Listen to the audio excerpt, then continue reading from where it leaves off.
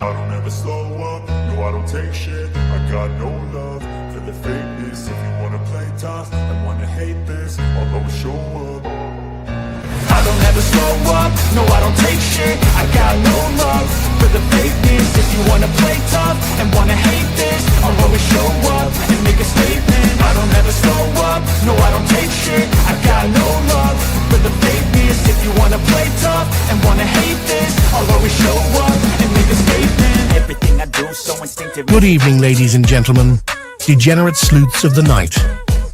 We gather to boldly go where others have refused. Welcome to the DT show, you salty mofos.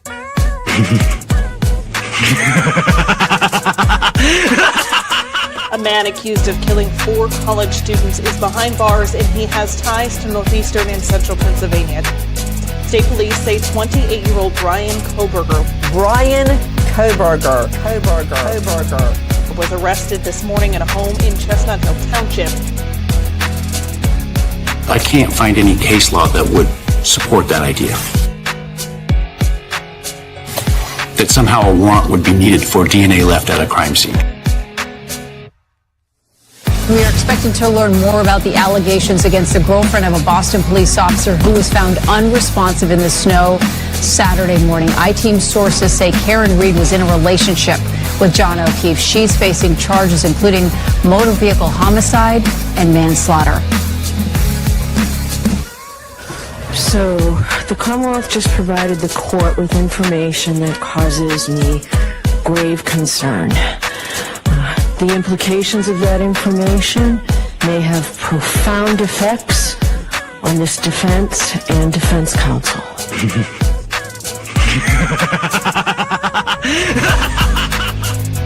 So, get your popcorn ready and your choice of drink. Get your butt on your seat. Like, comment, and subscribe for a treat. Here we go. It's time for the show. The Drunk Turkey Show.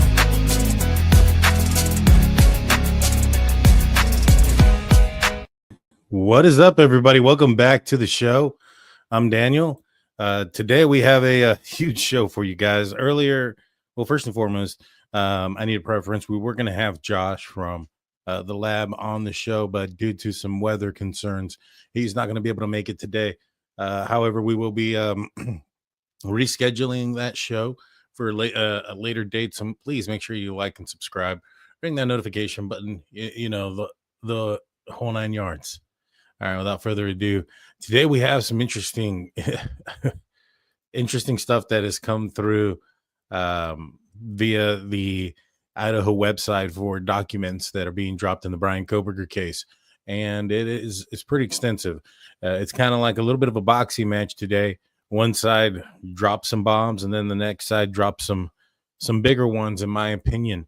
And we're going to go through both sides. We'll talk about what I think they mean and how they're going to affect the case, if they do at all. And then we'll answer some of your questions. But before we get started, again, I want to remind you guys to like and subscribe. Liking the podcast will let the algorithm know that you guys want to see more of this. And so even if you have the notification button ring, sometimes it doesn't notify you unless you're liking. And I can tell you what, a lot of folks in the comment section are telling me it's working. They're getting notified, so make sure you guys do the same. All right, first and foremost, I want to thank Kelly Moore for being the newest member. And I also want to thank Midwest for her second month of membership. She says, good evening, everyone. Good evening. Good evening. All right, so let's start off first with a few of the documents that were dropped. There was quite a bit of them, first and foremost, quite a bit of them. And I went through every single one of them, read all of their pages. It was an exhaustive last couple of hours going through all of them. And then just when I thought I was done, the state drops down their documents. So let's go through them. Let's break it down. We're going to start off first with the first defense motion, or the defense document. This is the defendant's objection to the state's motion in limine the alibi. So now comes Bryan Kohberger and through his attorney record hereby object to the state's motion in limine to exclude Mr. Kohberger's alibi. Mr. Kohberger advised that the state he intended to offer expert testimony through Cy-Ray as partial corroboration. So he has nothing concrete of the specific time in which that the murders occurred. The only thing he has is some sort of partial corroboration that he was driving south and west of Moscow, Idaho during the early morning hours of November 13, 2022. The Not necessarily the issue with it is, no, necessarily. The issue with what he is saying as far as it being exculpatory is the only thing that Ray was going to do, and I say was because we've already gone over the motion where Judge Hippler stated that his testimony nor the Amazon Click expert testimony guide need to be there.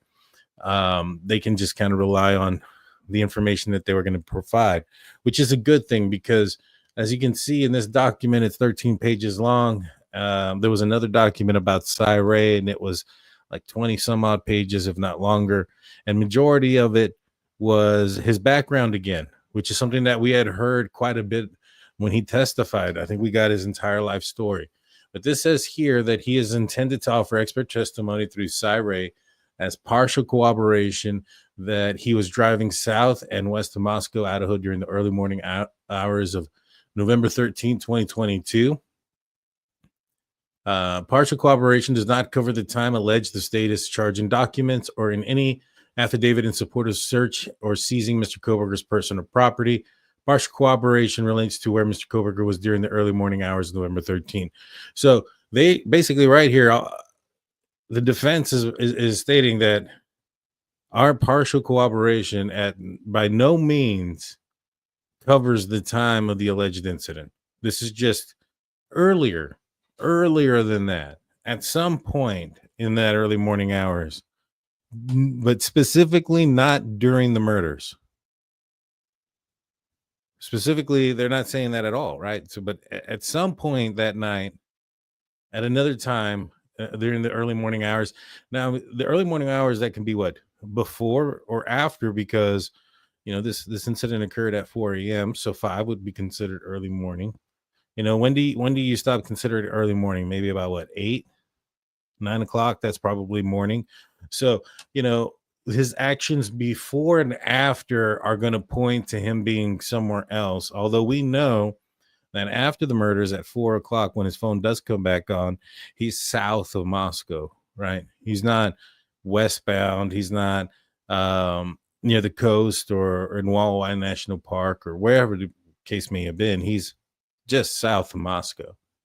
So just kind of remember that. Mr. Kohberger has stated exactly how he will partially corroborate where he was. He will use information contained in discoveries supplied by the state, and he will present the testimony of expert Ray. So that's the first one.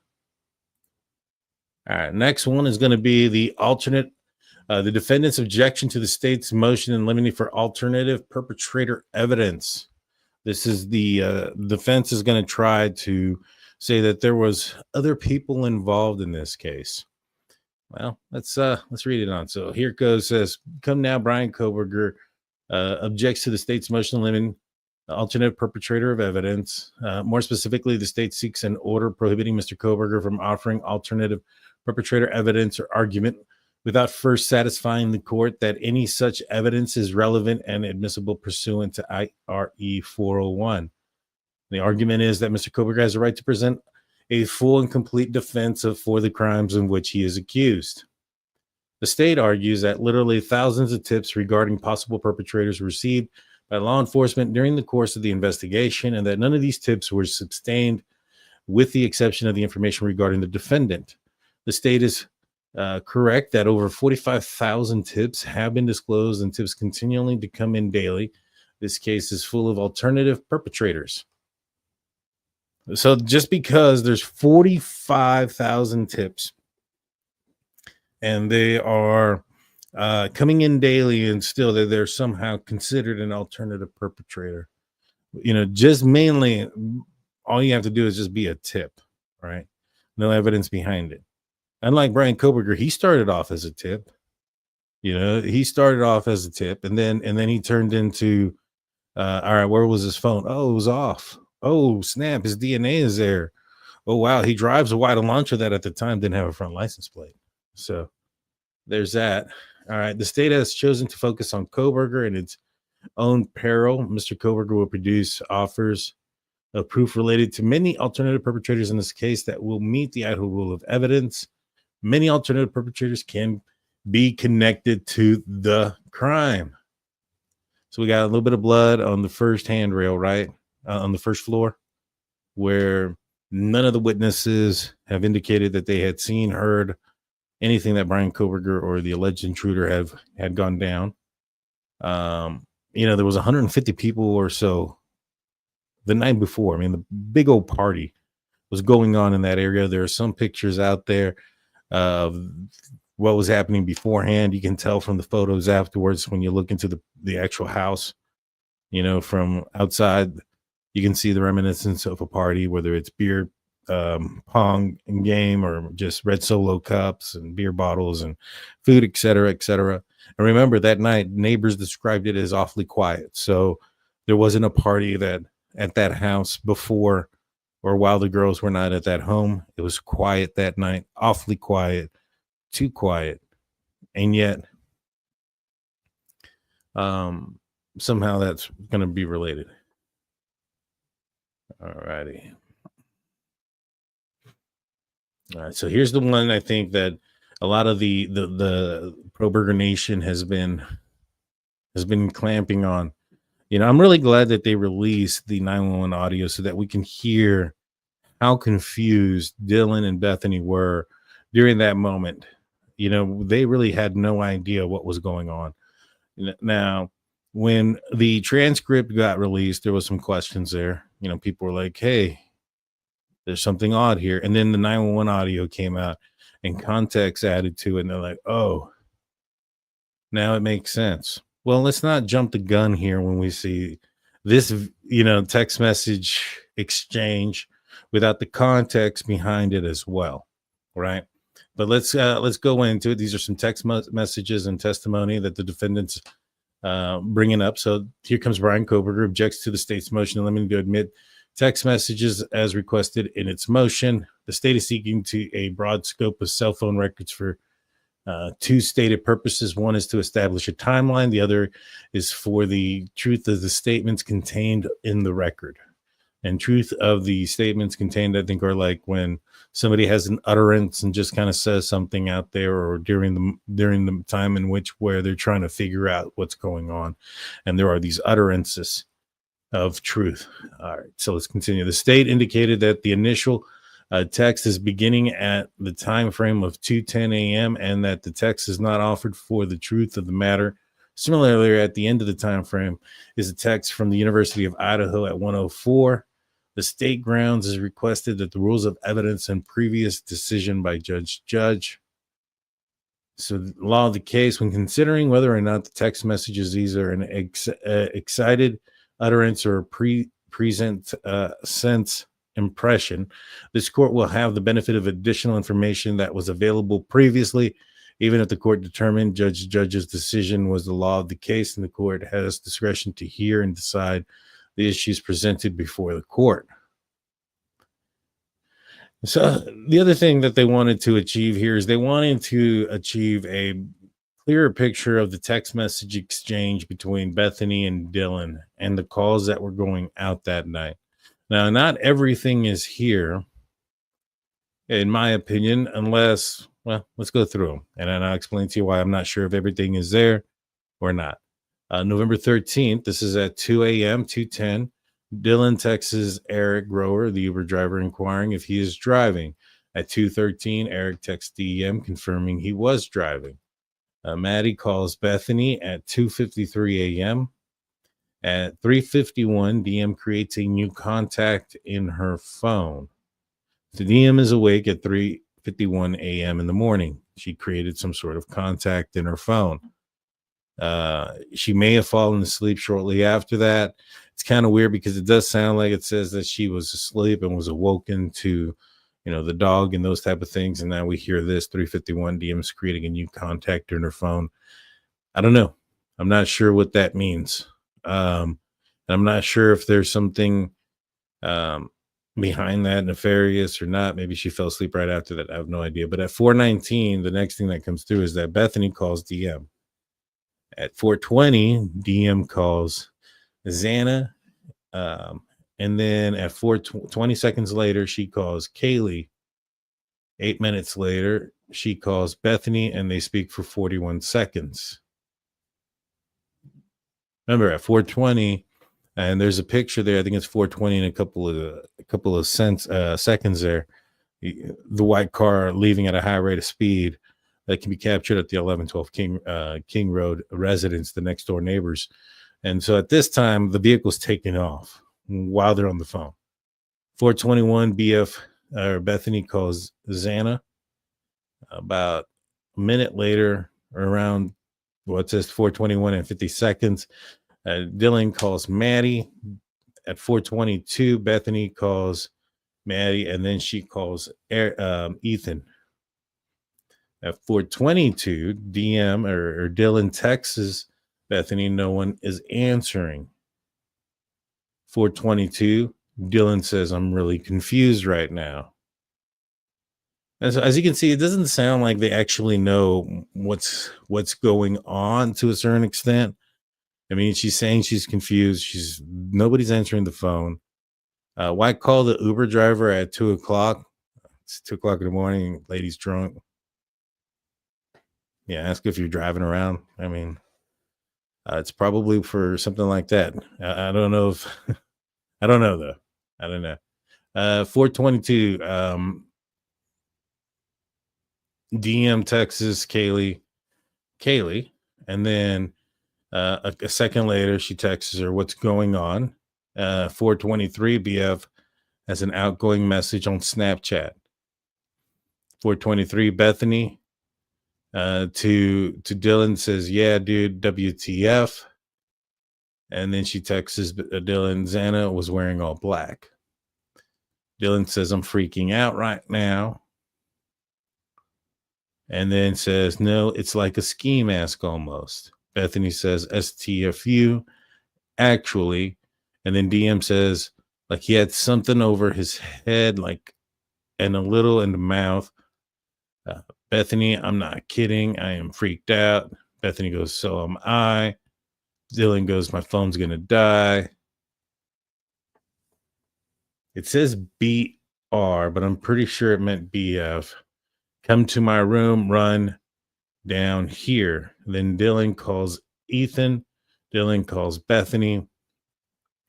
Bethany to DM. And then Dylan makes an outgoing call at 4:27. Doesn't say to who. Now, I would wish that, it doesn't even say that the person answered either. So it doesn't necessarily mean anything, right? And then there's an outgoing Snapchat, a couple of those at 4:27. And then she tries to call. I mean, that outgoing call could be, I don't know why it's not in here. See, there are some things that are missing, right? Who's this outgoing call going to? That's not in there. Also, where's the "I'm screwed" or "I'm scared" text message? That's not in here. So there's some things that are missing out of this text exchange as well. It's not all here. Dylan outgoing message to Snapchat. 4:27, Dylan calls Kaylee. 4:28, she calls Xana. So throughout this entire time, they're just trying to get a hold of them. I wouldn't be surprised if, the Snapchat messages are also going through in the same manner, going to the same people. BF calls Maddie and Kaylee 2 more times each. Dylan texts Kaylee, but it doesn't say what Dylan says. Huh. Interesting. Again, this is the defense's paperwork. So it just says that DM texts KG, but it doesn't say what. And then it says Bethany assessed Snapchat. 4:37, Bethany assessed Instagram. At 7 in the morning, Bethany calls her dad. At 8, she calls her dad. At 8, again, she calls another number, and then she calls her home. Then she calls her mom, and then her dad calls her. So obviously, it appears that those phone calls, given the short time frame, they went unanswered. So there's only one connection there. And then between 8:05 and 10, Dylan is on Instagram.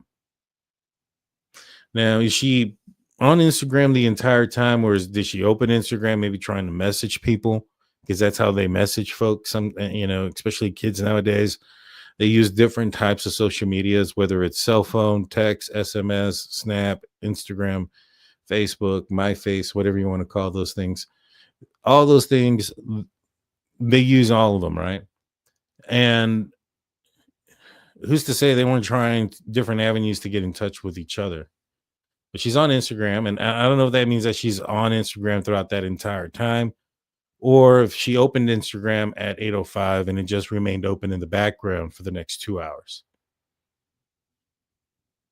But at 8:41 to 8:42, Bethany takes photos. Wonder what she takes photos of. Is it herself? Is it something that maybe she sees outside that's out of place? I don't know. At 9:04, it says mom texts Bethany. At 10, messages coming in and going between DM. DM is on between 10 and 10:03. DM is on Instagram. 10:03 to 10:04, she is on Indeed. And at 10:04 to 10:23, incoming and outgoing Snapchats. So there were some incoming and outgoing Snapchats that were going on during that early morning hours. Now, remember, there was some early rumors that people were knowing things early on Snapchat. Now, how much they knew is, I don't know. Now, obviously, Dylan has seen or thinks she's seen something. So there's probably some rumors flying around that, hey, I think somebody broke into our place. I saw somebody last night. Those type of things.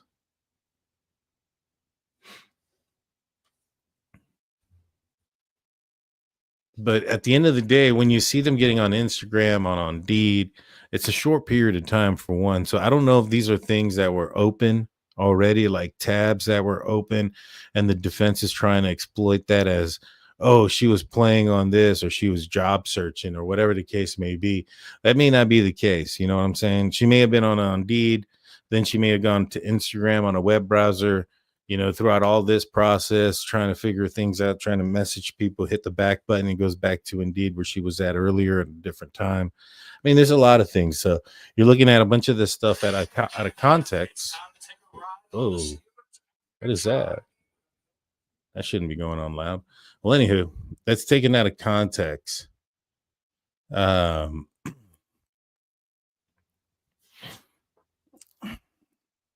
But what we do see are people who have no idea of what happened. No idea what happened. At 11:35, DM is on Yik Yak, which is a messenger for students.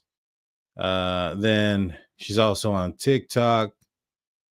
Then she calls her dad. Bethany calls JM. JM texts DM. 11:44 to 11:50, Dylan is on Instagram, probably messaging.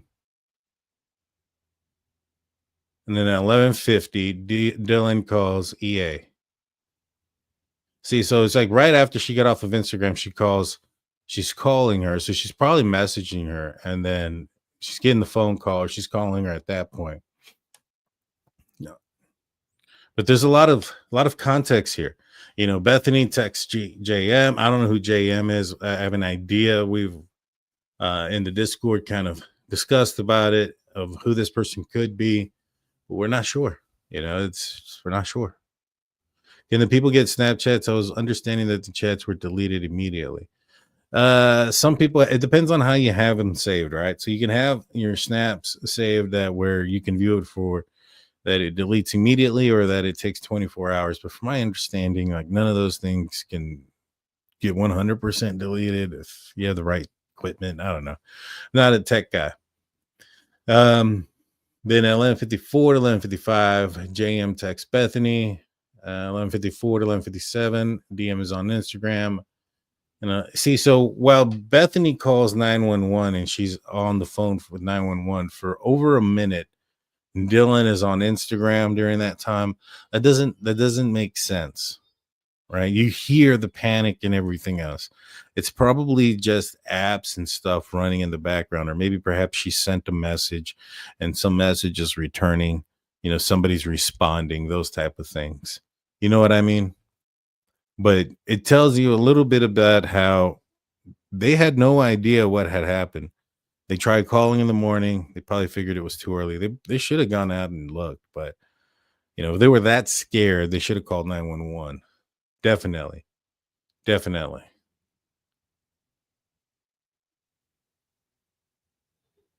It says here the state selected the text messages as excited utterances and presented a sense impression. The totality of circumstance defeat the state's request. Bethany and Dylan texted each other a handful of times, and then they were in the same bedroom. They were together with the ability to talk to each other. They were not asleep for 8 hours. The messages the state seek admission as exception to hearsay begin with the call and the message about being confused.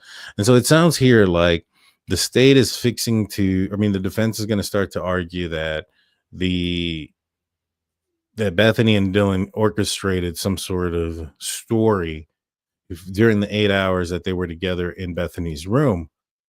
However, okay, so let's just say, all right, they're orchestrating some sort of story. What are they? Are they the killers themselves? Are they the accomplice? Did they, what position do they play in this role here? What's their role? And law enforcement has a forensic download of their phones. It didn't find anything, right? So I don't know. It's a far-fetched, but I think that's what we're seeing the defense is assuming here. I mean, this is what it sounds like they're saying here, like, oh, they were together where they could speak. Or were they framing Bryan Kohberger right there? I mean, this is supposedly somebody that, according to the defense, there's no connection to. So how do they even know who Bryan Kohberger is? Is that what she's alluding, that during this 8-hour time frame, because her deal is that Bryan Kohberger was framed, right? That there's alternative perpetrators. And so what is their story going to be? That it was Dylan and Bethany and they framed Bryan Kohberger, somebody that has no connection to Bryan Kohberger. That's a stretch. That's a stretch, especially when we find out what we find out in a little bit. You know what I mean? We're about to find out the real truth. But that's what that says. All righty. And then finally, the defense response to the state's motion to limit. This is the neuropsychological and psychiatric evidence. Comes now, Bryan Kohberger hereby responds to the state's motion to limit. Neuropsychological and psychiatric evidence filed on February 21st. The state objects to the proposed testimony of several doctors, arguing that the proposed testimony is outside the mental condition evidence allowed under Idaho Code. The response made pursuant complete defense and a fair trial guaranteed by the 5th and 4th, 10th and 6th Amendment to the United States Constitution. The minute the jury selection begins, jurors will begin to study and analyze Mr. Kohberger's physical presence. Mr. Kohberger must be able to present testimony to the jury that he has certain physical disorders. It will assist to deter the fact to know that of his physical presentation, including nonverbal reactions in the courtroom, is explained by his physical condition. This testimony about the state of mind, as well as the factual defense testimony, is anticipated testimony incited by the state. Let's see. Let me get to the good part. The anticipated testimony of Dr. Orr and Dr. Ryan is relevant to explain that Mr. Kohberger's ASD diagnosis is a physical condition and it presents in his demeanor. Mr. Kohberger has met criteria for the diagnosis since childhood that his non-convenient diagnosis given his current legal situation in jeopardy. So they're so concerned how evil looking this guy is that they're trying to explain it by coming in with all these experts and doctors saying, oh no, it's not that he's an evil guy or anything. It's just that, it's a physical mental disorder. It's basically what they're saying. Okay. Goes on to say, while most people ordinarily think of ASD as a mental health condition, it is a neurological and developmental disorder that affects how people interact with others, communicate, and learn to behave. All right, let's look at a couple things there. So, several Idaho statutes indicates fall. Okay, one second. I was just reading the footnotes. I didn't highlight those. I don't know why I didn't need them. So, all right. So most people think it's a mental health condition. It's a neurological and development disorder that affects how people interact with others, communicate, learn, and behave. So this tells us that we're going to hear some incidences where Bryan Kohberger had some issues behaving and communicating and interacting with others. All right, because I mean that's exactly what they put on there. And then it goes on to further say about it talks about imaging of Bryan Kohberger's brain. It says imaging of Mr. Kohberger's brain as reported in Dr. Lewin's attached declaration shows findings of a structural difference in social or in physical makeup of his brain in areas commonly associated with the control and expression of behaviors commonly seen in ASD and listed below, taken from the NIMH website. Symptoms and actual behaviors commonly associated with obsessive compulsive disorder, common people with ASD. While Kohberger presentation is highly consistent with ASD, without explanation, others may misinterpret and misidentify Mr. Kohberger's behaviors and cast them in a more sinister light. So his behaviors, his actual behaviors, they're saying that, if you don't get the full contents, most people would believe that they're sinister what he's doing. I wonder what he's doing that they would categorize it as sinister. That's a pretty strong, powerful word, even from the defense's side, to describe what the behaviors of their client, regardless of there being presence of a mental, disorder or not. For example, he does not show, and this is where they're going. He does not show emotion on his face. He has a flat effect. He sits very still and holds his hands in the same position. He has a piercing stare. He does not show expected reactions. Facial expressions do not reflect what he is feeling. He is stiff in body posture.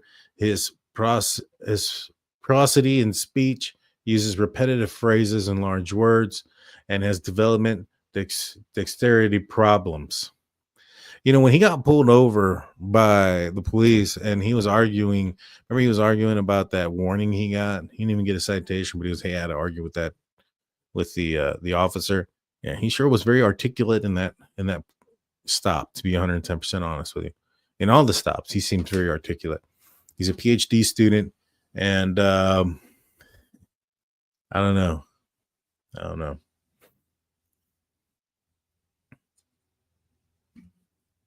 Okay, let's see what else I put here. People with ASD also experience sleep problems and irritability.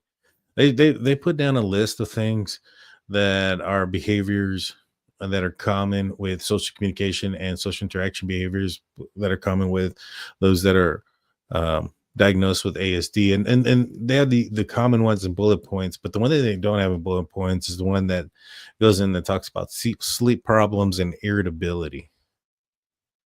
All right. Based upon reasoned analysis and discovery provided by the state, Mr. Kohberger's behaviors that are attributed to his ASD and his list of common behaviors of persons with ASD as provided by the NIMH, along with other behaviors attributable to its neurological condition, must be presented to the jury to confront and rebut certain evidence to be proffered by the state. Goes on to say that he has OCD. Mr. Kohberger has sleep difficulties and subsequent developed a habit of night driving, running to decompress as part of his OCD. Such behaviors begin to present most of its life. He also engages in frequent compulsive hand washing, wears gloves to avoid germs. That's going to be a big one. I wonder what his family is going to say about that one. If that one is something that he's always had, or if that just was a recent fear that he had. Has a fear of things getting into his eyes. Okay. Changes his shower curtain frequently to avoid exposure to mold and avoid anything he views as contaminating. By way of a specific example, the state has continued to claim that Mr. Kohberger was wearing gloves on the night of his arrest and placing trash in baggies. The state asserts that this demonstrates that he has a conscience of guilt and was trying to either hide his DNA or engage in cleaning of his car. This is highly prejudicial and misleading. Mr. Kohberger frequently wears gloves and avoid germs on surfaces. He was not cleaning his car the night of the arrest. He was awake at night, as typical for him. He was cleaning his bathroom. That just so happens to be in the garage, apparently, and in the kitchen. Okay.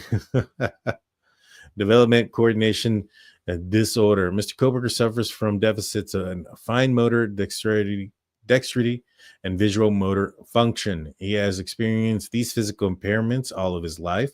The state has disclosed evidence that law enforcement will testify that did test runs at 1122 King Road, and that it is possible to commit 4 homicides in the time frame of only minutes, including walking to and from a car and removing clothing that would be covered in blood. Additionally, the state has disclosed a forensic pathologist who will testify regarding the manner of death, injuries, and specific wounds of the deceased. You know, for those that don't live like on an acre of land, you know, if you have your own place, go to the street and walk to your front yard and time it. How long does it take? Right. Now, if he's wearing a jumpsuit, which, you know, there's apparently a Dickies jumpsuit. I know a lot of people are going to harp on me saying, oh, we just know the Dickies tag and a Walmart receipt. Kind of the same thing like when I said he purchased the KBAR knife, right? Just because it's not out there yet doesn't mean it's not true. We're going to find out about that KBAR knife here in a little bit, but it don't take long to unzip a jumpsuit and get in and out of one. You know, I believe it's going to be 407 is the last time we're going to see going to Linda Lane footage when he pulls back around behind the residence again for the last time. Right. And then 420 is when he leaves. So that's about 13 minutes there. You know, take that for what it is. All right, let's continue this. All right, so this says here that additionally, the state has disclosed the forensic pathologist would test the manner of death, injury, specific wounds of the deceased. Mr. Kohberger has disclosed a forensic pathologist who has some differing opinions, including injury and specific wounds on the deceased. And so we're going to see Kohberger's defense trying to say that maybe perhaps a KBAR knife or a different knife or multiple knives were used or something to that effect. Now, this is referencing his fine motor dexterity. I'm assuming this is just going to be my assumption here, and this is going to be my little psychic thing. I think this might have to do with him being able to be right-handed and left-handed. Remember, there was a document out there that specifically mentioned him signing a document with his left hand. Gosh, I think it was a Howard Bloom article, or maybe it was just the New York Times or whoever, but it stated that he was signing something with his left hand, and then there's pictures of him utilizing his right hand. This is talking about dexterity and whatnot. So I'm assuming that might be the case, that this guy might be able to utilize both left and right hand. And I wonder if that's something that we're going to find out. And if he's seen in court writing with his left hand, and there's some sort of evidence of this potential that there's somebody who, now again, I'm not saying that's the case. I do not know. I don't know. This is my speculation that it could be, just because it's talking about dexterity and we've heard this, you know, writing with the left hand. I think there's a possibility that could be what it is, but I have no idea. It will be relevant for the jury to know Mr. Kohberger is the developmental coordination disorder that impacts his fine motor dexterity and visual motor functions, such as speed, coordination, are not possible for him. That's bull crap. The dude was running a 6-minute mile. It was like well documented that he had a 6-minute mile run in Pullman, and This was before the murders, the whole 9 yards. That's not slow. I mean, even his own defense team states that he went on long runs throughout the night. I think he was a kickboxer at one point. So this is a bunch of bull crap. But that's what the defense has. That is what the defense is offering. Let's see what the state had to say. Well, you know what? Before we do, let me see if I have anything that we need to pull up. Long Island Hillbilly. Kohberger is more than a tip. He's the whole enchilada. Thank you for that comment. That made me laugh. I appreciate that. Let's get those likes up, guys. Let's get the like button. Let's get them up.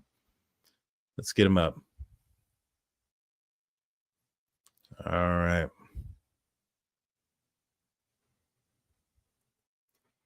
Let's see. I might, you know what? I think I'm going to have to, maybe not have to, but I'm going to, here in a minute, I'm going to get some closer friends of the show to be a couple of mods for me if they don't mind. I have them in mind of who already. So when I see them pop up, I'll put them up there just in case there's people here acting a fool. I don't see it, but I'm not really looking into it. I've been looking at the documents. But thank you to our mods and to our, for our mods and everything you guys do for making sure they keep our chat going well. We appreciate you guys. All righty. So without further ado, let's get back into the second part of the show. Now this is the part about the defense dropping down some bombs, yo. I'm talking about, this dude purchased the murder weapon type bombs, but let's go into it. Let's break it down one step at a time. The first one's going to be the state's response to the defendant's motion in limine the make and model of the suspect vehicle. I really like this one. Let's go into it. So this says here, investigators found 4 deceased individuals who had perished from an apparent stab wounds. So these are the facts of the case. Investigators were able to obtain surveillance footage from 1112 King Road, a residence immediately to the northwest of the crime scene. That video surveillance picked up audio voices, whimper, followed by a loud thud. In addition, a dog can be heard barking starting at 4:17 a.m. DM reported around this time she saw an unknown male and the subject in the residence walking towards the rear exit of the residence. The 1112 King Road video shows a white sedan entering the crime scene at 4:04 a.m. The same white sedan is seen departing the crime scene at 4:20 a.m. at a high rate of speed. Now, I know for a fact that at 4:20 a.m. at this high rate of speed, the reason why it says that is because you're going to hear the tires screeching. This is another thing that I'm pointing out, kind of like the 911 audio when I talked about the 911 audio days before it aired out. This is another thing you can take to the bank. At 4:20, you're going to hear Bryan Kohberger's Hyundai Elantra peeling out. You can take that one to the bank. All right, let's continue. Video surveillance captured the suspect vehicle was collected at additional places near the crime scene prior to the homicides. These places are 1311 South Main Street, known as the Sunset Mart. This is 0.6 miles from the crime scene at 3:38 a.m. 1125 Ridge Road, 0.4 miles from the crime scene, and this is seen twice. 1320 Linda Lane. This is at 3:29. 1330 Linda Lane.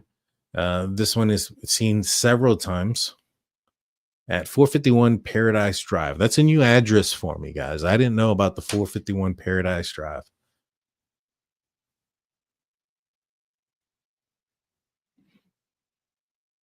Investigators were able to review the videos and determine the route of travel.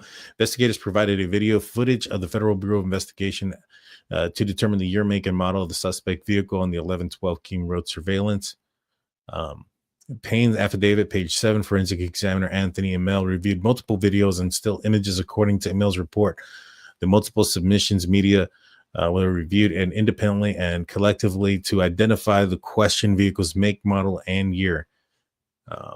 Of those videos, the 1125 Ridge Road video provided a clear view of the suspect vehicle. Make, model, chart number 3 attached Exhibit S5, and that's a picture of actual pictures from that camera that we'll be able to look at and we'll be able to show. This video was captured at 4:01 a.m., approximately 3 minutes prior to the suspect vehicle entering the crime scene at 4:04 a.m. He'll report that on pages 8 and 9 regarding the questioned vehicle, the vehicle on the 1112 King Road surveillance, and Mill's opinion is the questioned vehicle shares similarity class characteristics with a fifth generation Hyundai Elantra between 2014 and 16. The similar class characteristics include, but are not limited to, the overall body style, window configuration, front grille configuration, headlight shape, side trim, rear brake light configuration, rear tail light plate position, rear bumper position, the position of the rear bumper, reflector, and shape of the fog lights, assisted with narrowing of the vehicle year span. And at the time, remember, Bryan Kohberger had a vehicle that was registered to him from the state of Washington, from Pennsylvania, that did not have a front license plate at the time. And multiple submissions of media were reviewed independently, collectively, to identify the questioned vehicle's make, model, and year. So these are the 6 different locations. Let me pull this up a little bit bigger for you guys.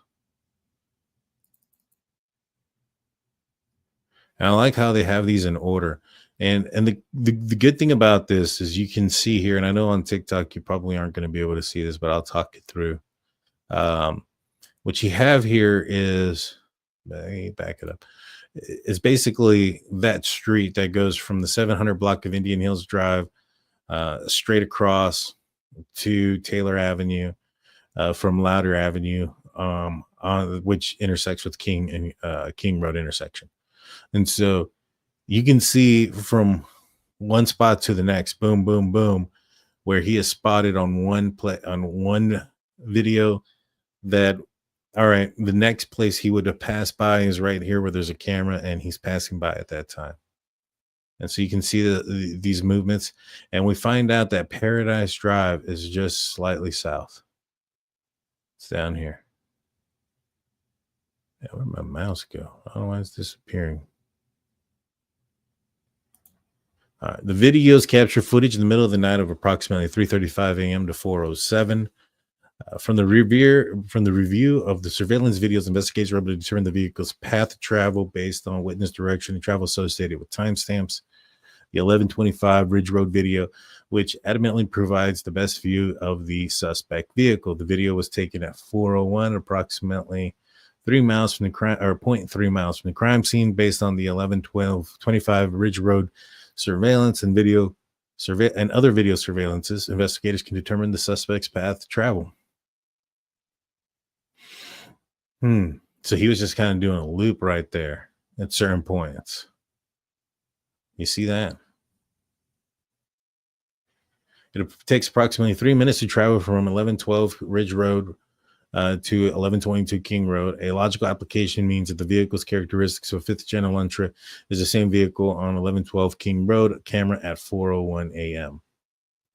And the argument from the defense is that there's not a continuous footage. And so what the defense was wanting is they were wanting ring cam footage from every house leading up to, or every building house, without any interruption. See this Elantra go all the way to the victim's house, and you're not going to get that. I mean, this is really close. And I mean, right when you need it and where you see it, it's where it's coming out. So it's crazy. The state anticipates that other state witnesses will refer to the vehicle identification on the surveillance footage as a white sedan or like language. The jury should be able to hear Mr. Emel's opinion regarding the make, model of the suspect vehicle, weigh the information with other testimony, yada, yada, yada. I agree. And then at the end here, that's the PCA. And so if they did this sneaky. It's at the end here, after the PCA, now they kind of come in and they start talking about specific cameras that they have. I mean, even more than I knew of. You have 787 Indian Hills Drive, 763 Indian Hills Drive, 755 Indian Hills Drive. I mean, you have a few other cameras there. You have some over here in Pullman, Washington. This one's at 1455 Southeast Bishop Boulevard, Northeast Stadium Way, 305. Oh, this one's in Clarkston, Washington. All right, so we have other locations. And this kind of tells us a summary of what he was doing, traveling westbound on Indian Hills Drive. So it means it's going to be kind of repetitive. Let's see. This one says parking at 3:30 a.m. Vehicle matching the description of the vehicle travels east along the north side of the 500 King Road. The vehicle turns south along the east side of the building, then turns west along the south side of the building. The vehicle matching the description of vehicle 1 exits the frame traveling west in the direction of 1122 King Road, Moscow, Idaho. Here is referenced the victim's residence. And so it kind of goes into those descriptions there.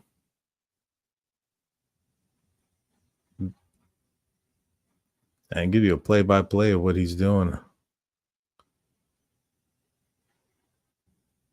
And these are going to be images that they plan on incorporating. You know, how long it takes to drive from one area to another.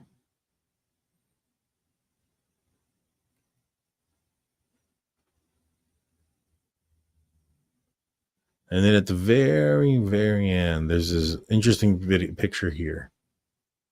And this is from the let's pull it. You know what? I got a better picture for us. Oh, what do you know? Let's pick that up. Let's zoom in. All right. So these images on the left are going to be images of the vehicle or the suspect vehicle, and you have at the very bottom. These are the ones that the defense had posted up, and you have the vehicle arriving and the vehicle departing. One thing that says under here, it says third brake light in the lower window. Huh. Third brake light in the lower window. Now, I don't know about the Elantras and stuff like that, but I'm assuming maybe that the 2014 through 16 are the ones that have that lower brake light, right? Because, I mean, if they're bringing that up here, I think that's going to be your difference, right? Here's the images of the front of the vehicle, which, what do you know? Do you guys see a front license plate in this picture? I don't see a front license plate. That's a pretty good picture of the front end. You didn't even see the grill. This little happy face thing. And what do you know? Looks like fog lights right there.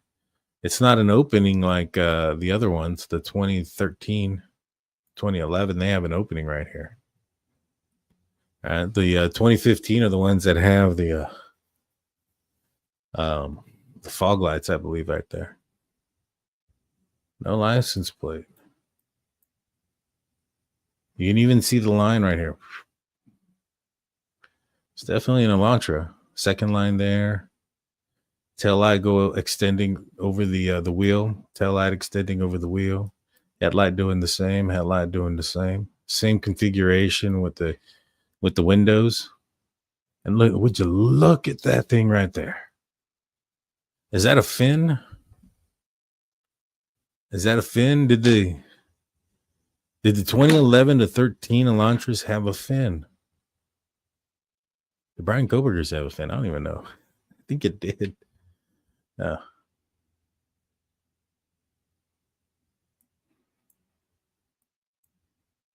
But as far as like any scratches or anything like that, I have no idea. Like I know somebody was saying that there was a scratch above one of the windows. As you can see, you're not gonna be able to tell that.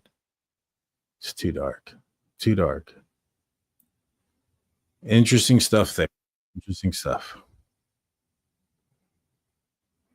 No sunroof. That is true. No sunroof.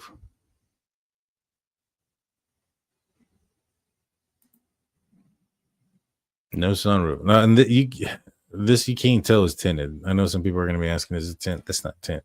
You can't tell at night. You know what I mean? Especially off of surveillance. This is clearly enhanced and whatnot so that they can bring out light and stuff so you can see the image of the vehicle. But there you go. There you go. Interesting stuff. So that's the one there. That's the first one. Next one we're going to talk about is, oh, this one's good. This one's real good. This is the one we've been waiting for, guys. This is about 55 minutes into the show. This is the one we've been waiting for. This one is the Amazon click activity. Pro burgers, you might want to cover your ears and close your eyes. I'm sure you are. Here are the facts of the case here. On November 13, 2022, law enforcement responded to 1122 King Road in Moscow. 4 victims were found deceased with apparent stab wounds. The KBAR knife sheath with the United States Marine Corps USMC logo was found lying next to one of the victims.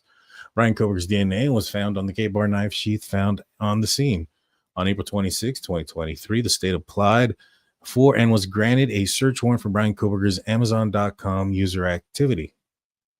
The search warrant directed law enforcement to seize from Amazon.com Bryan Kohberger's customer click activity pertaining to knives and accessories, payment methods used, details of items in carts to include all items added to the cart, all items removed or deleted from the cart, wish list or shopping baskets, all suggestions made to the account, all records regarding reviews by other Amazon users, viewed by Bryan Kohberger, advertising data devices used to connect the account, all account linked to the account. Whew, quite a bit of stuff right there. Search warrant was limited. Get this though. The search warrant was limited to March 20th, 2022 through March 30th, 2022. So 10 days. And it was also limited between November 1st, 2022 through December 6th, 2022. So, all right, I get maybe perhaps the second time around, right? You know, because that was around the time of the murders, although it is after as well. I wonder why. But the first one, you know, why not look for it, you know, for years, right? Go back 2 years and see if he's purchased it. Why be specific to those 10 days in March of 2022? You guys been crying that there's an informant out there, right? Well, guess what? You got your informant. You got your informant right here. They're the ones who somebody notified somebody or told somebody that Bryan Kohberger purchased a KBAR knife during that time. Now, it sounds like there was multiple users on this account. So who would have had some information like that? The Bryan Kohberger family. Remember, when they put out their statement, they have fully cooperated with law enforcement. Just want to remind you guys of that. The search warrant was limited to March 20th, 2022 through March 30th, 2022, and November 1st, 2022 through December 6th, 2022. On June 27, 2023, the Amazon.com provided law enforcement responsive data for the data requested for each of the above coverages. Okay, so let's go down real quick. And here's what, let's talk about the narrowing out of that time frame, right? So it goes on to say here, the state narrowly tailored a search warrant for evidence regarding the crime scene of the homicide and burglary occurring at 1122 King Road. This included temporal limitations based on officers' investigation, which limited the search from March 20th, 2022 through March 30th, 2022. Time it was known Bryan Kohberger purchased a KBAR knife with sheath and sharpener from Amazon.com. Where's the mic to drop it? Where's the mic? Because I have been arguing with people for a few days. Well, actually, I haven't been arguing. I've been ignoring people for the last few days who have come in and say, hey, show me on the documents where it said Bryan Kohberger purchased a KBAR knife. And my response initially was, and I just got tired of responding, was, well, if you go and look at the search warrants, what were they asking from Amazon? They were asking for KBAR knives and knife sheaths, right? They weren't asking for rainbows and butterflies. They were asking for KBAR knives. That's what they were looking for specifically. and they got a hit on Bryan Kohberger. Now, like I said, it don't take a genius to connect 2 + 2 there and equal that out to 4. But for some reason, some people can't figure that out. Well, here it is. It's in your face. Now, what are you going to do about it? He purchased a KBAR knife back in March of 2022. Like I have been saying for a long, long time.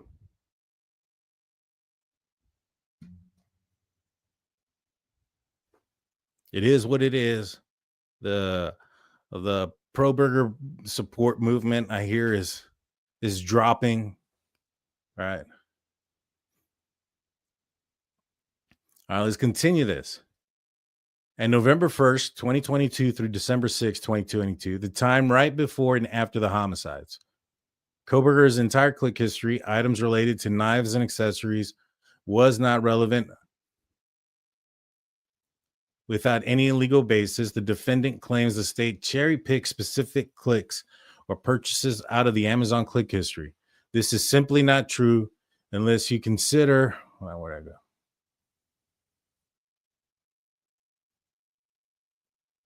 This is simply not true unless you consider seeking only items of evidentiary value, cherry picking. Irrelevant click activity on Kohberger's account would not provide any relevant context to Kohberger's actual click activity, i.e., purchase of a KBAR knife with sheath before the murders, and his click activity indicating a search for a knife and sheath after the murders. Now, there's a little footnote here.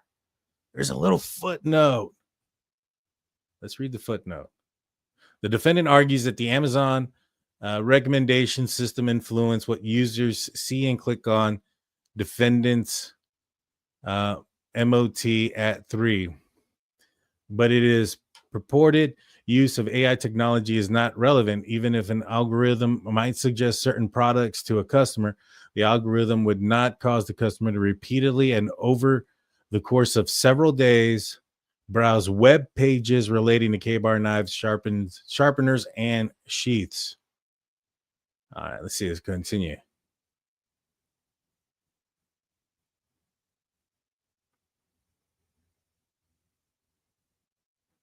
Defendant appears to argue that the evidence that the defendant's Amazon click history is not relevant. That is not the case. The KBAR knife sheath with UMC logo was found next to one of the victims at 1122 King Road. The defendant's DNA was found on the KBAR knife sheath found at the scene. Kohberger's click activity, which shows purchase of a KBAR knife and sheath before the homicides, make it more probable than it would be without the evidence that the KBAR knife sheath found at the scene was Bryan Kohberger's. Now, he was looking for one after the murders too, right? Now, was he trying to purchase one? And there was a specific time frame there, right, as well, that he was looking for a second KBAR knife. Maybe he was looking for part 2. Maybe he was looking to do this again. It's a good thing they caught him when they did. Second, Kohberger's click activity after the homicides make it more probable that Kohberger had a reason to search for a KBAR knife and sheath after the homicides because he's had to get rid of his, right? These facts are a consequence to determine whether Bryan Kohberger committed the homicides at 1112 King Road and the central question before the jury. And then there's another little footnote. Oh, then that's the one we read. I apologize. But there's the third footnote. The defendant touches an issue of identifying the account user making the Amazon search inquiries as shown by click activity. Defendant's motion at page 4, the state recognizes that the identity of the user making the inquiry is relevant and that the state intends to rely not only on the click activity but also other circumstances to connect the defendant to the original knife purchase and subsequent search inquiries for a replacement knife or sheath. This will include the defendant's financial activities, the click activities, vis-a-vis other events such as homicides. So he searched the homicides and related purchase activity connected only to the defendant and testimony from witnesses with knowledge that the defendant purchased the KBAR knife. Let me re-say that one more time for the pro-burgers in the back that refuse to hear this. testimony from witnesses, not one, witnesses with knowledge that the defendant purchased a KBAR knife. Huh. I wonder who those people could be. And if they're telling law enforcement that he's purchasing the KBAR knife, and they're being specific as far as to say there's this 10-day window in March, and there's this other window that you might want to look at around the time that the murders happened, that searches were coming up in the Amazon click activity, perhaps maybe even in the cart, so to speak. But witnesses, I wonder if they're willing to say those type of things. What else are they willing to say? You know, these witnesses who knew that Bryan Kohberger purchased this KBAR knife during that time. Because again, it was a specific 10-day period. Why go to the 10 days? Why then? Unless somebody told you to look then.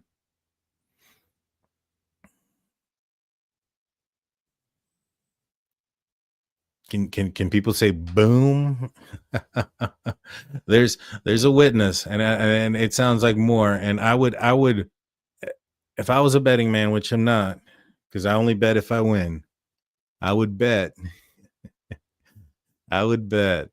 that those witnesses that talk about when Bryan Kohberger purchased the KBAR knife and we're able to pinpoint a 10-day window months later, almost a year later. Right? Oh, yeah, it was between specifically March 20th and 30th. Come on now. You know what they did? They went through their purchase history and said, I think he bought a KBAR knife. And detectives probably like, well, when do you think he did that? Well, let me go through my search history. Boom, boom, boom. You had 5 days before, you had 5 days after, just to be on the safe side. Bada boom, bada beam. You got your warrant, and you got purchasing a KBAR knife.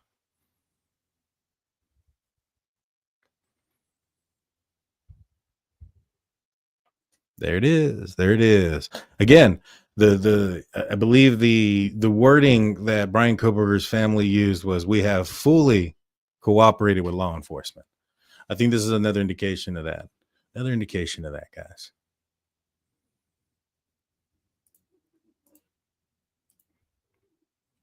All right, what's the next one? Oh, this one's even worse for Bryan Kohberger. This one's the bushy eyebrow. So this one's the state's response to the defendant's motion in limine witness identification by bushy eyebrows.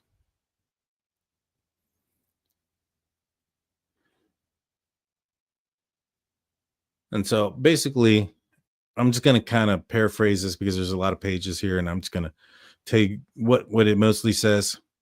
It's basically a lot of the same things that we know, right? That DM had stated that she had seen somebody, you know, wearing all black and was wearing a mask, and he covered his forehead and his mouth. Talked about the height being slightly taller than her. She talked about the build being slightly like maybe a basketball player's build. You know, and they kind of go over this multiple times. And the reason why they go over it over and over it again is because, well, Bryan Kohberger is trying to say that her account of what she saw is not accurate or shouldn't be reliable. However, she says it on multiple occasions, different days, sometimes months separate from each other. She's still giving the same story. And so she's not coming up with something new. And so I was going through here and I was reading it and I was highlighting things. You know, he was wearing, you know, she says she described his clothing again as being a male wearing black long sleeve, black pants, and black boots. At the end of the interview, DM threw the mask for the interview while drew the mask. She gave a consistent description of the mask, noted the eyebrows. I noticed here she says boots, black boots, and the footsteps are supposed to be Vans, but eyewitness testimony is not like accurate 100%. Now, I don't know if that Vans footprint is also gonna, because it was by itself. So I'll be honest with you, I question that one. But let me continue here. And so I was going through here and I was reading it, and then I was, documenting stuff. It says here in the case in hand, 4 separate occasions prior to Bryan Kohberger being arrested, DM gave consistent descriptions of the male that she saw in the residence around 4 a.m. DM gave the following consistent descriptions, and it's basically what I mentioned before about his height, weight, race, etc.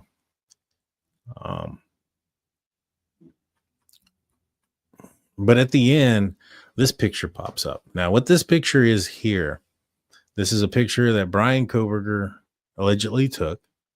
Well, no, not allegedly. He did take it. This was taken at 10:30, November 13th, 2022, 10:30 a.m.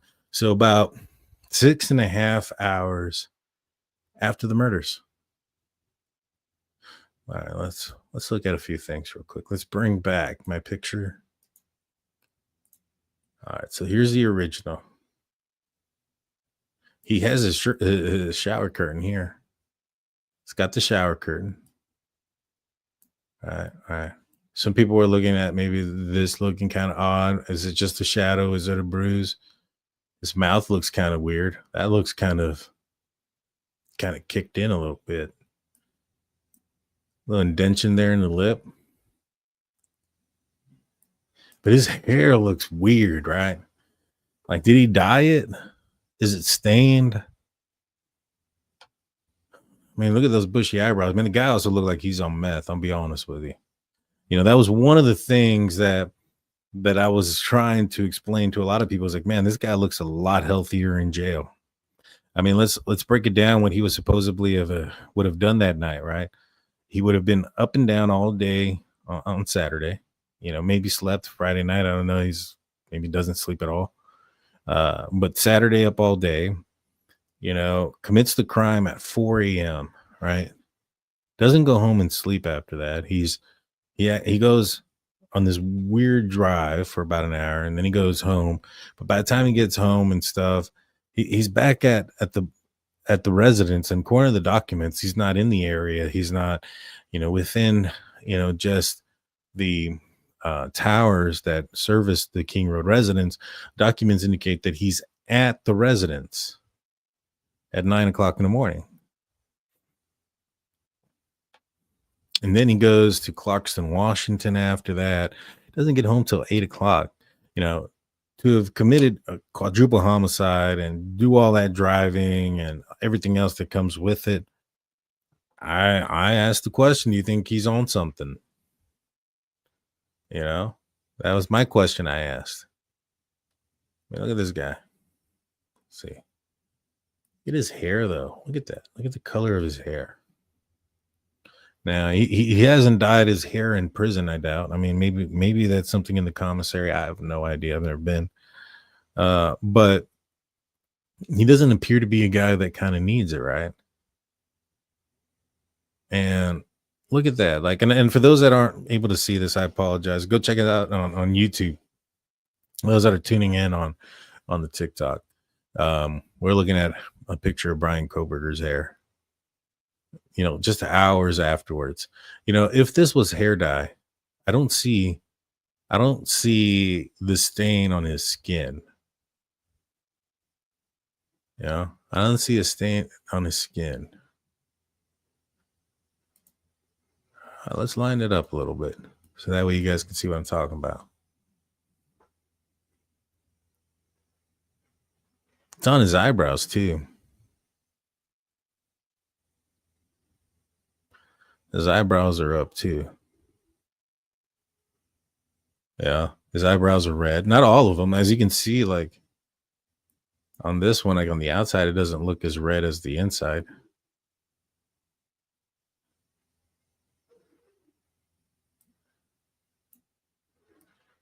Dude looks pale. Like a dang vampire, man. Yeah, he's got the thumbs up. 6 hours after potentially, possibly, in my opinion, taking the life of somebody. This one has a filter. This one doesn't. This is the one from this is the original picture. No filter, no nothing. You can see that there's something in his hair.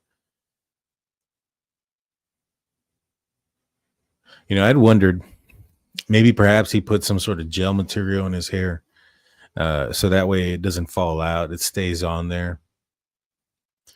But what would have this kind of reaction? That's the original. That's a filtered one. I filtered it this way again.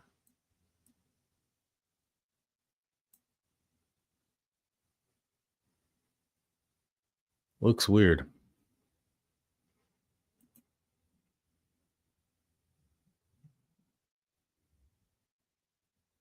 I did look up, does blood stain your hair? And it does.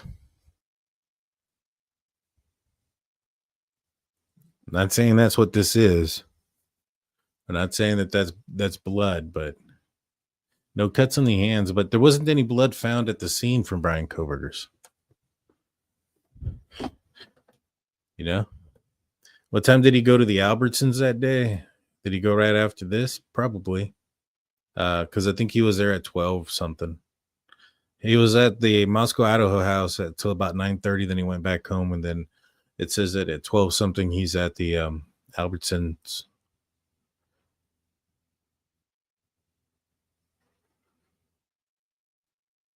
What's wrong with his upper lip? I noticed that too. There's something there about his upper lip.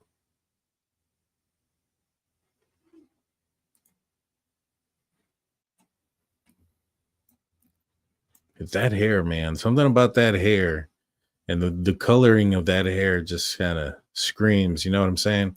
I wonder if those that knew him, that were in class with him, would ever have described that. Remember, he didn't go to class the next day, according to the Bryan tally. I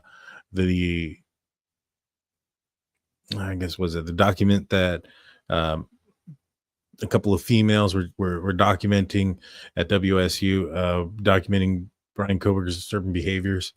They were, trying to get him, probably can because of the way he was acting. And they had reported him and they filed complaints against him. And my assumption, because it says that he was cleared, is they said, hey, that's a he said, she said. You need some documentation of things, which is why they started the quote unquote Bryan tally. And on that Bryan tally, they specifically point out that Bryan Kohberger did not attend class on November 14th. Before everybody says, oh, well, November 14th, that there was no class because of the incident, that was in the University of Idaho. The University of Idaho had no class. WSU did. Sam, that is exactly what I said. That's exactly what I said, Sam. I'm not gonna lie. I was like, that's what it reminded me of.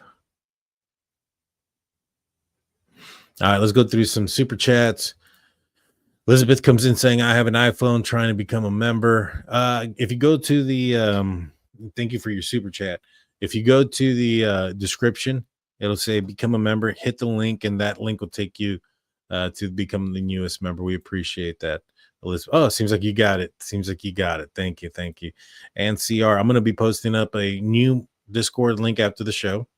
Sonia comes in asking, Daniel, I'm going to ask you to look at the picture at the end. Look at his thumb, see blood, 2 dots, and no shower curtain. I think the shower curtain is there. I think that's what this light colored thing right here is on the edge. I think that's the shower curtain. On his thumb, 2 drops of blood. I mean, I see these little dots here around, but they could be freckles. They could be blood. There's a little something back here as well. Go to, so this is the unedited one. Dot there. Oh, what's that? Let me remove this real quick. You see that? What is that? That's something new. That's something interesting. Psycho, man. So glad to be here with you guys. It's been a long time coming. 100% serious. Thank you so much. We're glad you're here with us as well. If you guys have any questions, please hit the put a couple of stars so I can see them. One guy couldn't do it. there was a guy in Australia, and I keep getting the story wrong, but he ended up taking the lives of 6 people, ended up stabbing, I think, like a total of 18. He did this in about 15 minutes, and or about 15 to 18 minutes, and I think about all but 3 were him running away from police. And this was over a span of 3 floors. I thought it was an airport. It could have been a mall. I think it may have been a mall in Australia. Knife wasn't in the middle of the night. This was during the day. All of his victims were alert. None of them were asleep, intoxicated, and under the, in the middle of the night when they're in their beds. And yet he was able to accomplish that in a lot quicker of a time frame. I think you're underestimating what people can do in a short matter of time. A person can lose their life with a knife in a matter of seconds. Seconds. Doesn't take very much. Okay. Let's see. There's nothing from the shower rod for a curtain to hang from. The curtain could have those rings on, and those rings could be all the way pulled back to the side. I think that's where it's at. I do think that there is a shower curtain there. I can see it on the edge, but I do think that, we obviously know that he didn't have it afterwards, probably because when he took a shower, he may have gotten things on the sides that he wanted to just throw away the shower curtain. How do we stop the pro burgers? Liking this content, subscribing, sharing it, getting it out to as many people as possible. At the end of the day, when the truth comes out, they have nothing else to fall back on. The only thing they can fall back on is typically things that aren't out yet, right? Like this purchase of the Amazon knife, or the KBAR knife on Amazon. It's obvious that it was found. It didn't take much to figure it out. That receipt was found and the purchase was found. It's been disclosed multiple times, but since it wasn't officially out like it was, they felt like they could say, well, it's not official, so it didn't happen. And so they can say, well, I still believe that he's innocent because he didn't buy it, even though it's fairly obvious that there was evidence to prove that he did. So they'll keep falling back on things until eventually there's nothing else. The guy probably ends up taking a plea. The top of his hands look bruised. Let's see. It could. It could definitely. Now, I don't know if this image is mirrored or not. I'm assuming that's his left hand.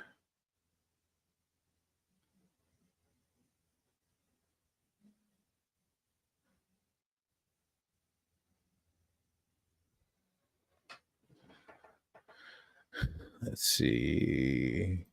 People are asking about an update on the ID found, and whose was it? I don't know if that was in the documents yet. I don't know if that's in the documents yet. I haven't found it yet. Looking at his eyes, I'm convinced he was on drugs. His eyes are brown/black in this picture, but blue in his jail photos. Yeah, I mean, you got to really, really look to see if they're blue. This is with a light filter on. You can kind of see they're blue.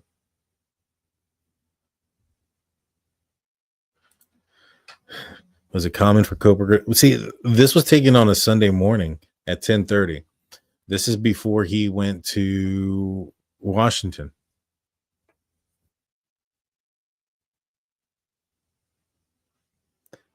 Wonder what his thumbs up for. No idea.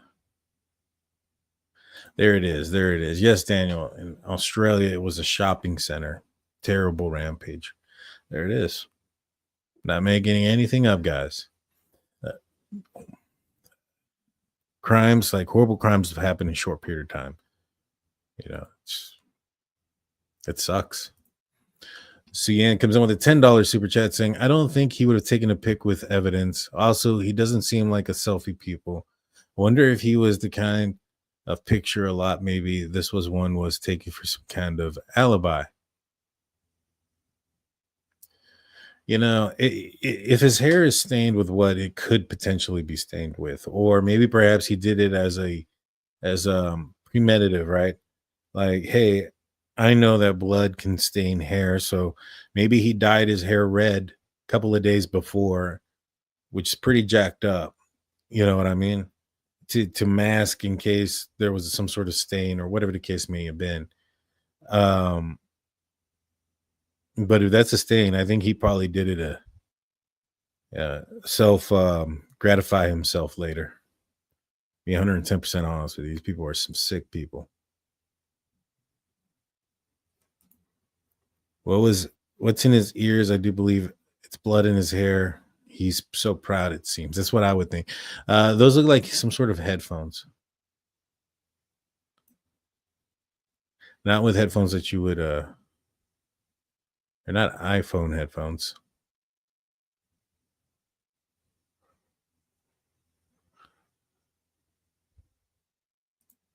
That's a good observation. Missy J goes, why is his shirt button all the way to the top? Is he hiding something? That is true.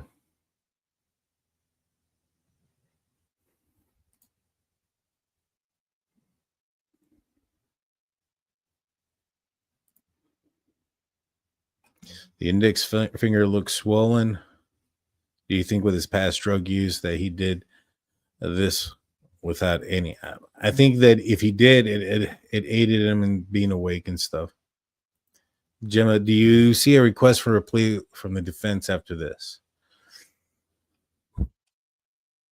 I think they're going to take a reaction. I think the defense is going to look at a hard look at the reaction of the public, that the fact that he purchased the KBAR knife, and see how much of a big issue that is, right? Because that's a smoking gun, man. I mean, that's not something small.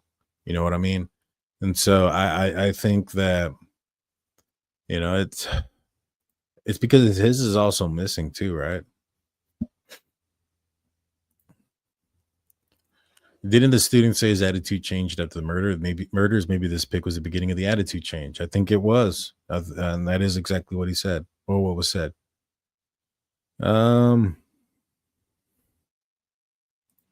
Welcome, Shoshana Grace to the show. Thank you for being a newest member. Yes, it's true. It was a mall in the heart of Sydney. On the weekend, he went. Do you think he was preparing to do this again? The 2 KBARs. So he's either one or two things, right? Either he was trying to replace it in case he became a suspect and say, hey, no, this is the KBAR that I own. You know what I mean? There's no DNA on it, et cetera, et cetera. I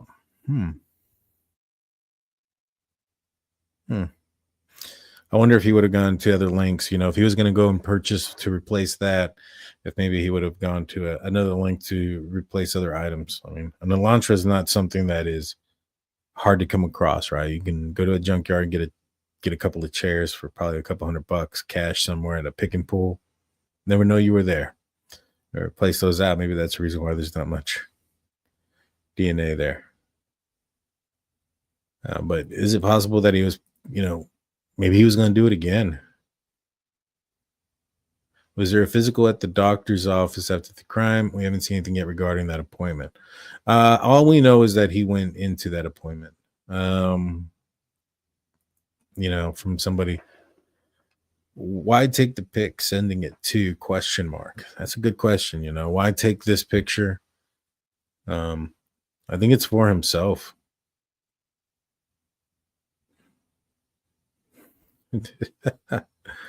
It's a thumbs up because he's all dressed up to go to church. Pro burgers. That's hilarious. That is hilarious. I think it's a trophy pick for him to get off of. Yep, that's exactly what I think it is too. Does he have scratches on his throat? You know what? That does look weird. At first, I thought it was just a shadow. But that does look weird. Let me see what it looks like, because I think this is the... Yeah, that's the non-edited one. I mean, look at the one I lightened up. That does look weird.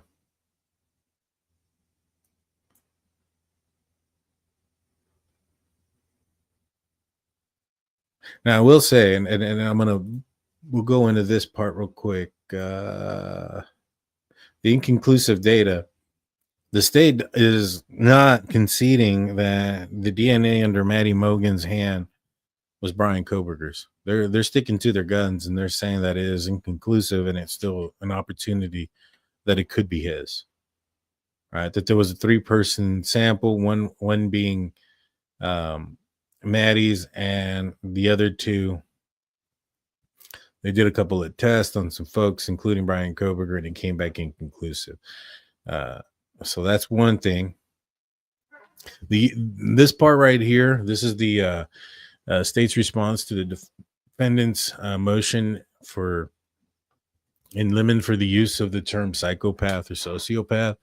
And in this one, the state states that they weren't going to use those terms, but they are going to be requesting that the defendant be examined by their own expert. And so it'll be based on what the defense said as far as his autism disorder. Some of the things that they're, the criteria in which he falls under the spectrum, like the lack of reciprocating feelings, remorse. I mean, they talked about his cold stare. The guy's like a zombie, yada, yada, yada, cold face, killer type. That's what they described to me. That's what I mean, the way I close my eyes and I picture what they were describing. That's what I was seeing. But I digress. Anywho, based on those things, the state's like, all right, well, we want to see your homie. We want to see BK.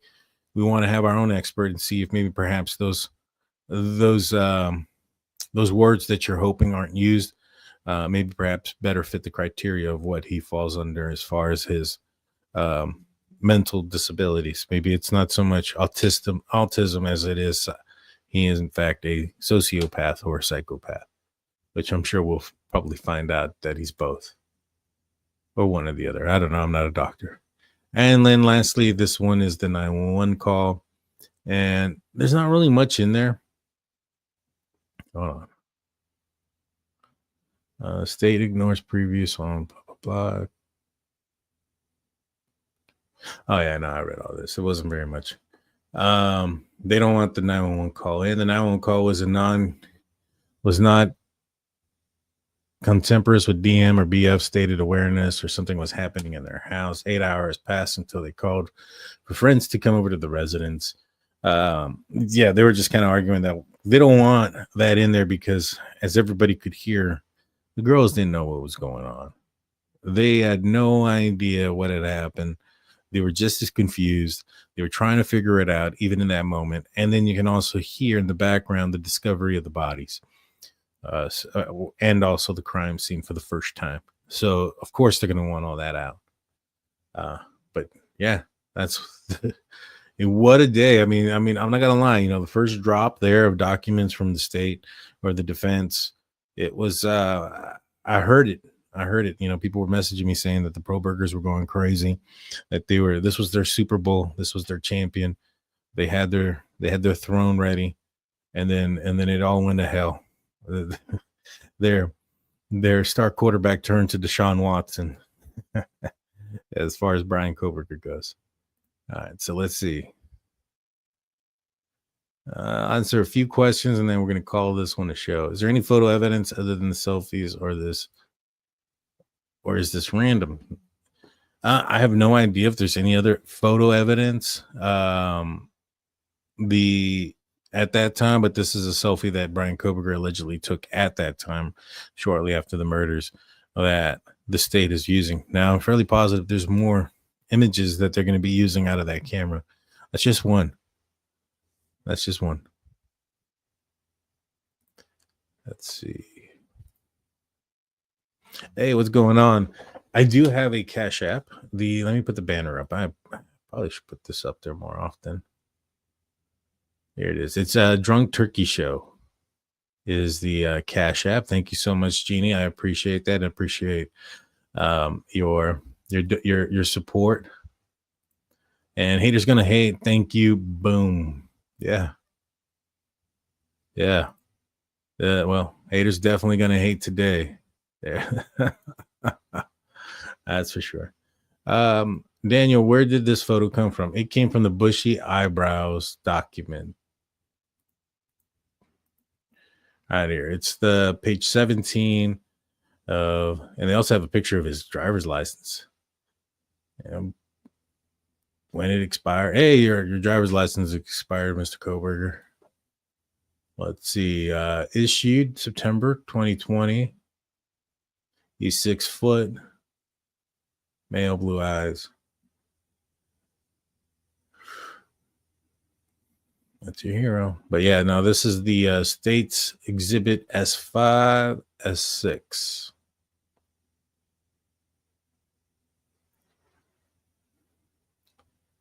I really don't like this dude.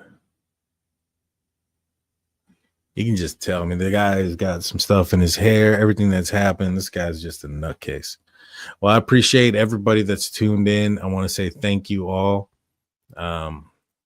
Please hit the like button. Please hit the subscribe button. Ring that notification bell. I appreciate everybody that's tuned in. Please share this with everybody. A couple more questions. Sandy, Danny, the marks on his neck could be a rash from the mask. That's true. I didn't think about that.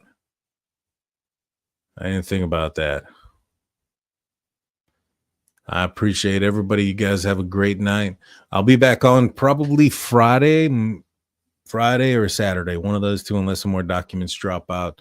I know, you know what? I'm lying, completely lying. I'm going to be back on tomorrow. There's a Karen Reed hearing that I'm going to be going on live about probably around 11 o'clock my time. It's going to be a little bit after it started. I'll be talking about what had occurred, what had happened. I'll be on with my buddy Kevin from the Yellow Cottage Tales.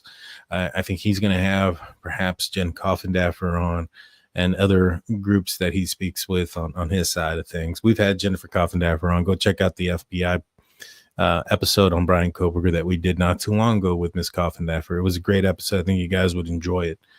But that's going to do it for us today. I appreciate everybody tuning in. Justice will prevail. Until next time, guys, we'll see y'all. Let me see. I'll leave you guys out for the haters. Bye. I don't ever slow up, no, I don't take shit. I got no love for the fakeness. If you wanna play tough and wanna hate this, I'll always show up. I don't ever slow up, no, I don't take shit. I got no love for the fakeness. If you wanna play tough and wanna hate this, I'll always show up.